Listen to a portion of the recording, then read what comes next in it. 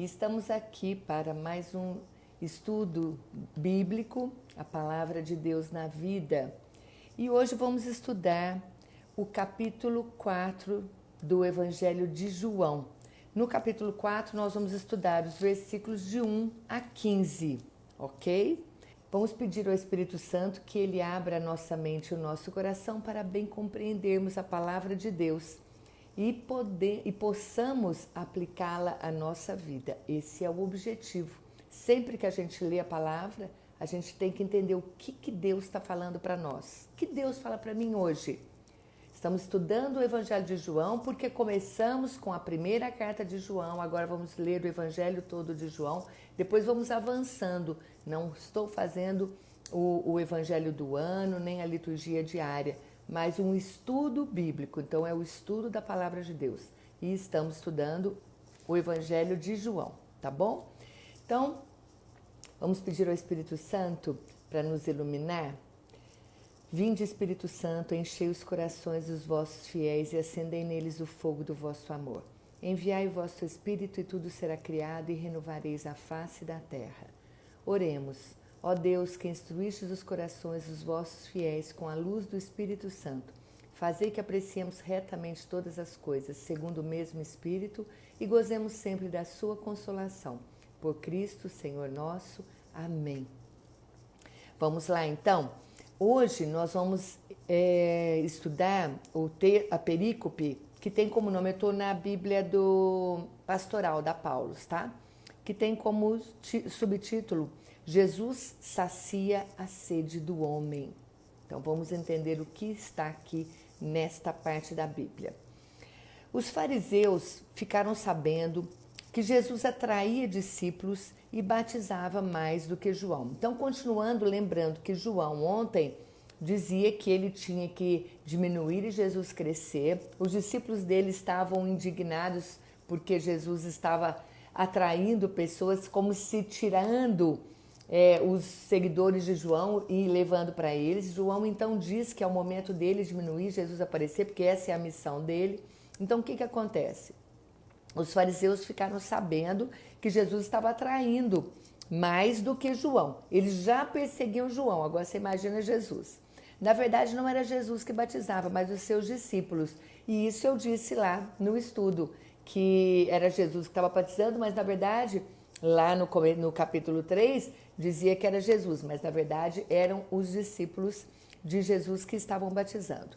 Então, ao saber disso, Jesus deixou a Judéia e foi de novo para a Galileia. Jesus tinha que atravessar a Samaria. Presta atenção, o verbo aqui ter, que tinha que fazer isso, é como se fosse uma obrigação. Isso significa que é a missão de Jesus. Ele tinha como missão passar pela Samaria. Era da vontade de Deus. Tudo que Jesus fazia era da vontade de Deus, certo? Nós já sabemos disso. Então, Jesus tinha que atravessar a Samaria. Chegou então a uma cidade chamada Sicar, perto do campo que Jacó tinha dado ao seu filho José. Jacó, lá em Gênesis, mostra que ele comprou um terreno. Então, certamente pressupõe-se que esse terreno tinha abundância de água, tinha um poço ali. Então, ele diz que aqui João cita que já perto do poço de Jacó. E depois a samaritana também vai dizer de Jacó. E ele deixou para o seu filho José. Aí ficava a fonte de Jacó. Eu não sei se você sabe, mas Jacó é um dos 3 patriarcas. Abraão é o primeiro, Isaac, que é o segundo, e Jacó é o terceiro. Jacó é pai de José. Ele é o pai das 12 tribos, 12 filhos que dão o nome às 12 tribos de Israel. Então, aí ficava a fonte de Jacó. Tudo bem, já vimos isso. Cansado da viagem, Jesus sentou-se junto à fonte, junto a esse lugar onde tem água. Entenda que aqui ele fala, era quase meio-dia. Então, meio-dia é um momento onde não tem sombra, é só a pino, é muito calor. Jesus senta-se ali, neste horário, ao meio-dia. Então vamos lá, vamos até nessa parte do versículo 1 ao versículo 6, vamos ver o que a gente tem que acrescentar mais aqui. A Samaria, a região da Samaria era vista com hostilidade pelos judeus. Passar pela Samaria significava a mesma coisa que dizer que passava pelos marginalizados, por aqueles que eram desprezados pelos judeus. A missão de Jesus de ter que passar ali era algo que era da vontade de Deus. Quando ele tem um imperativo, ele tinha que passar, é porque é da vontade de Deus. Ok. Ao meio-dia está o sol a pino, muito calor, como eu já disse. Então era um momento onde Jesus sabia que alguma coisa ia acontecer ali. Vamos ver o que aconteceu. Então chegou uma mulher da Samaria para tirar água. Entenda o seguinte: dar água a quem tem sede é acolher o outro. A pessoa pede água, você está acolhendo, você está dando água para ela. Ao pedir água, Jesus está quebrando o preconceito e a discriminação da raça, essa briga que existe entre os judeus e os samaritanos. Então, Jesus já começa ali a quebrar as regras. Quando diz que chegou uma mulher a Samaria, essa mulher, ela não tem nome, ela é uma desconhecida e significa que ela é idólatra, já é o que dá sentido a dizer que é uma mulher que não tem nome, né? Quando ele diz só uma mulher, ele não diz o nome dela, é sinal de que ela é uma mulher desprezível, vamos dizer assim. Jesus lhe pediu: dê-me de beber. O que significa isso? Vamos entender aqui agora. Jesus pede água. Essa água, Jesus está pedindo água nesse momento para uma mulher que é uma pagã. Essa água, essa mesma água, alguns estudiosos e exegetas e pessoas que têm inspiração dizem que ele pede a água nesse momento e depois ele dá a água no momento da sua morte. Ele dá toda a água, que é a água que é tirada no momento que o soldado lança ao lado de Jesus. Ele pede água para ela e ao mesmo tempo ele oferece em seguida a água para ela, que é a água viva, que ele vai dizer logo em seguida, tá bom? A mulher não tem nome, ela representa os samaritanos, todas as pessoas que procuram um sentido para a vida. Os samaritanos são pessoas que estão buscando um sentido na vida deles, eles não têm uma razão, então significa isso também. Ela vai buscar água numa hora imprópria. Presta atenção, chegou uma mulher da Samaria ao meio-dia. As mulheres, em primeiro lugar, iam juntas até o poço para buscar água. Elas não iam sozinhas, elas iam juntas umas das outras. E elas não iam em qualquer horário. Elas iam bem cedinho ou elas iam no final da tarde, por causa do calor também. E isso era uma tradição deles. Essa mulher, ela vai sozinha. Ela vai procurar aquilo que sacia a sua sede. Não é à toa, nada acontece por acaso. Jesus e a mulher estavam sozinhos. Jesus e a mulher estavam sozinhos. Aqui no versículo 8 está escrito assim: os discípulos tinham ido à cidade para comprar mantimentos. Nesse momento Jesus estava sozinho e eles ficam sozinhos, ela e ele. Ali existe um plano simbólico do amor. Ali vai existir um momento onde o amor vai se revelar. Olha a simbologia que nós temos que entender. Os dois juntos, sozinhos, ao lado de um poço. No Antigo Testamento, a história de Isaac e de Jacó acontecem próximos a um poço. Rebeca recebe um anúncio de Isaac e Raquel recebe um anúncio de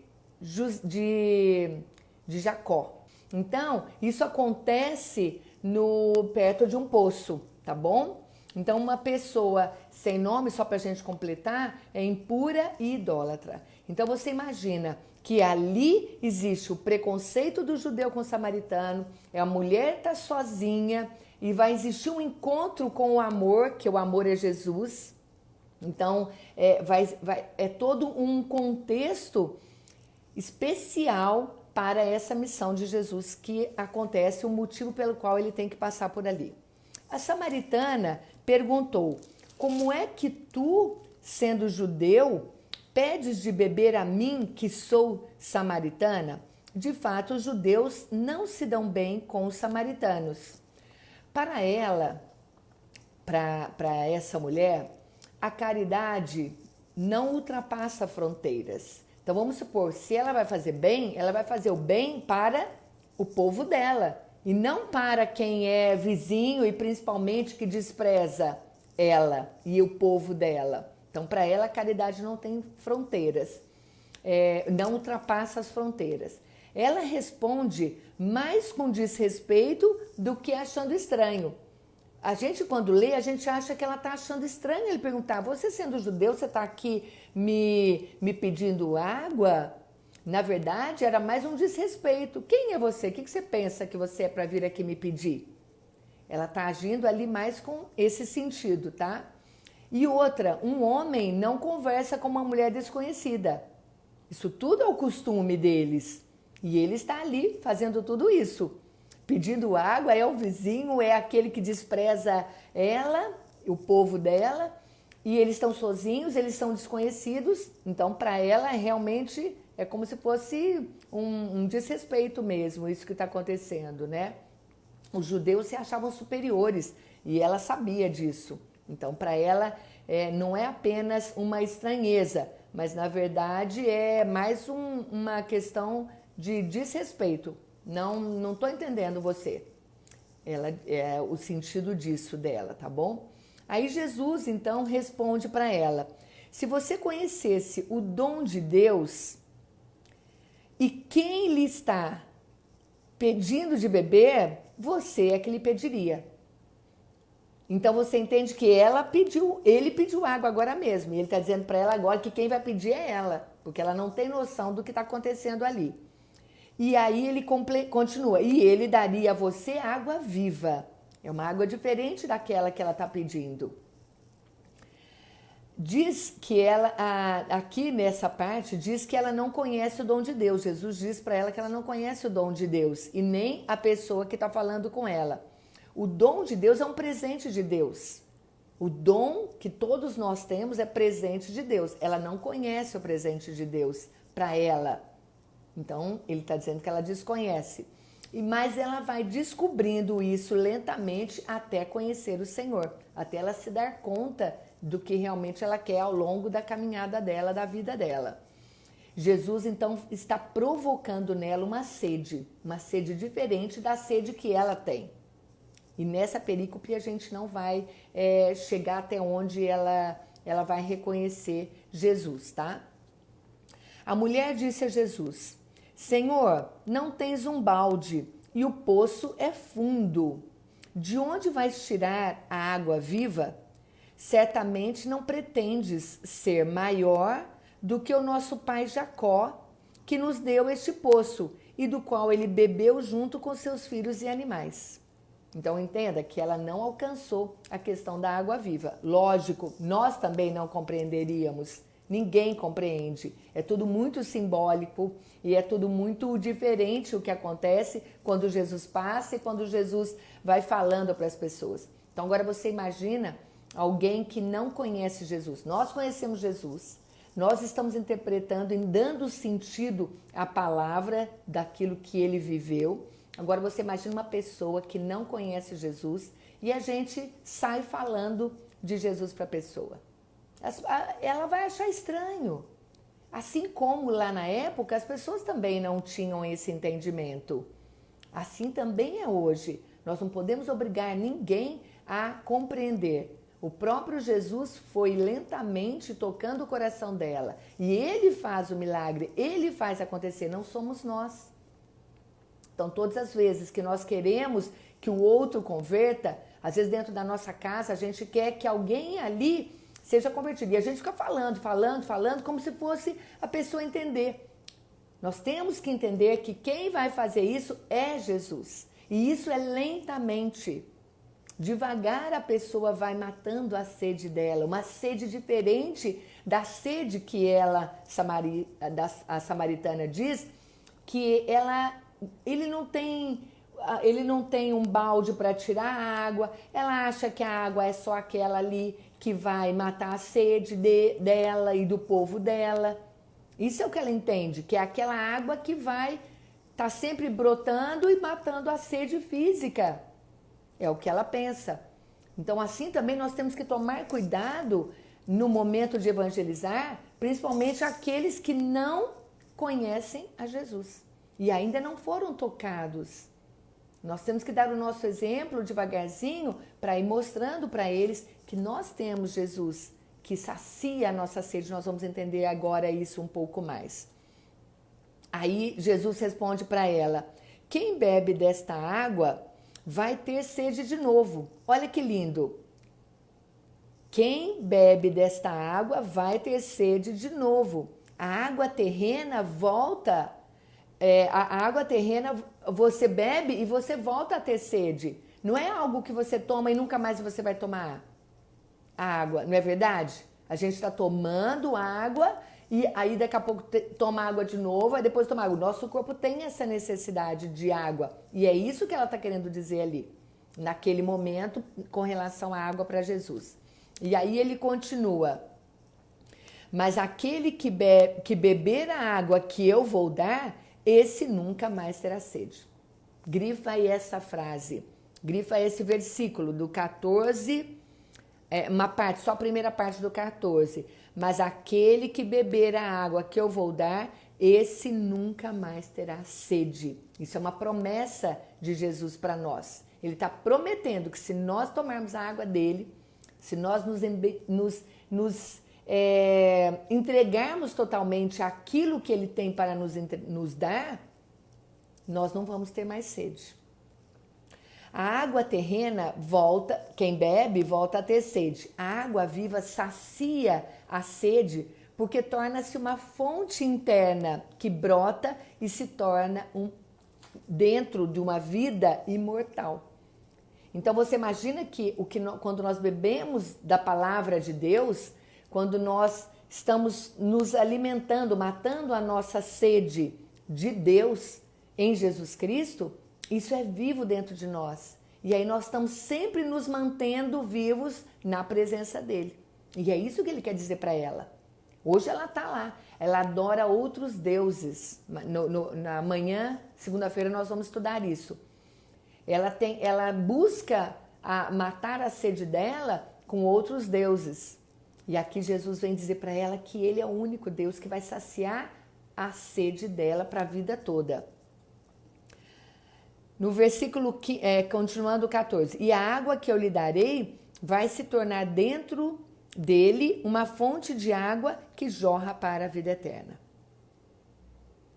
Dele é aquela pessoa que ele está dizendo. Então, vou ler o versículo 14 inteiro. Mas aquele que beber a água que eu vou dar, esse nunca mais terá sede. E a água que eu lhe darei vai se tornar dentro dele uma fonte de água que jorra para a vida eterna. Então, a pessoa vai estar sempre saciada porque ela tem Jesus Cristo, porque ela conhece Jesus Cristo, o verdadeiro e único Deus. Aí no versículo 15, a mulher disse a Jesus: Senhor, dá-me dessa água para que eu não tenha mais sede, nem precise vir aqui para tirar. Ela tem outro tipo de sede, que é do encontro com os seus amantes. Ela tem muitos maridos, nós vamos ver isso depois, e bebe de qualquer fonte que aparece na vida dela. Então ela, neste momento, ela ainda não compreendeu quem é Jesus e o que Jesus vai representar na vida dela. Então, que a mensagem de hoje mostra para nós a questão dos samaritanos. O capítulo 4 todo ele é voltado para os samaritanos, para as pessoas que são marginalizadas, que são desprezadas pelos judeus. Vamos pensar isso também no nosso dia a dia, o que é que essa lição de hoje, da água viva, da não compreensão do que é a água viva do próprio Cristo, tem a ver com a nossa vida e com aqueles que estão próximos de nós. Deus abençoe o seu dia, um beijo e até mais.